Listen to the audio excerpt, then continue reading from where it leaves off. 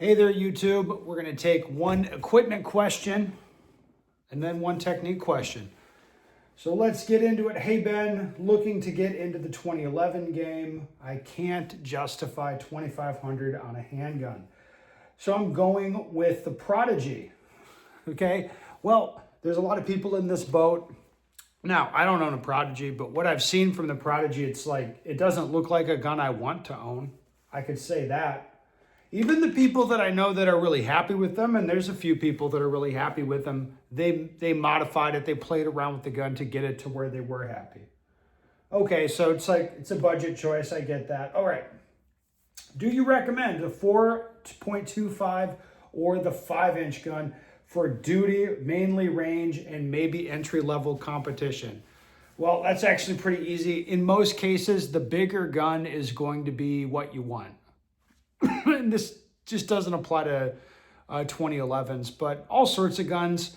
Typically, the full-size gun, like get the big one, it's going to be more comfortable to shoot.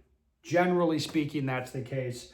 In the case of 2011 specifically, I find the 4.25-inch guns to be substantially less comfortable, subjectively speaking, than the 5-inch guns. Like I think they do shoot quite a lot different. And if you get like a compact gun, like smaller than a 4-inch gun, I don't know what, you can get pretty much any size, I guess. But when they get shorter than that, they get uncomfortable, a lot of them.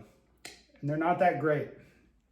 All right, my issue is, let's go to the technique question. My issue is I forcefully bring the red dot down. It's not a natural return. What am I doing wrong? Okay, that's an interesting question. So let's consider what we're trying to do here. So if I'm looking at a spot, you can see I've got my optic occluded. I have a target out here. If I look at a spot, the sight is going to tend towards that spot. If I have a well-developed index, grip the gun the same way every time, the sight, it's going to go right to where I'm looking.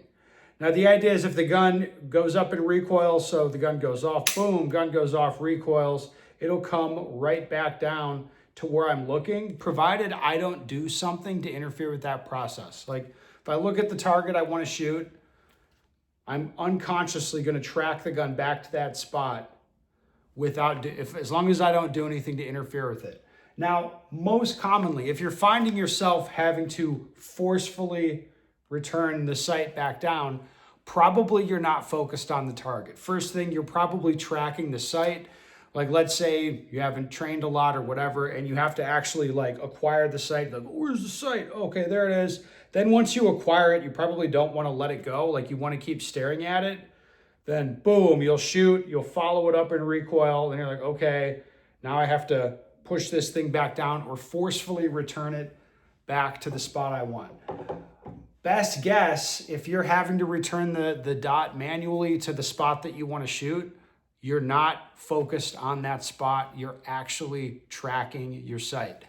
Now, most people are going to experience this. It happens a little bit. So for example, if I'm shooting like a 6-shot string on one target, I'll draw, start shooting, and then maybe at the 3rd or 4th shot, I'll start following the sight up, and then it starts not tracking back to where I want, and I'll start putting input into the gun with my hand, and it starts this thing where it's like I'm following it up, pushing it down, follow it up, push it down, and the errors get more and more extreme as you go.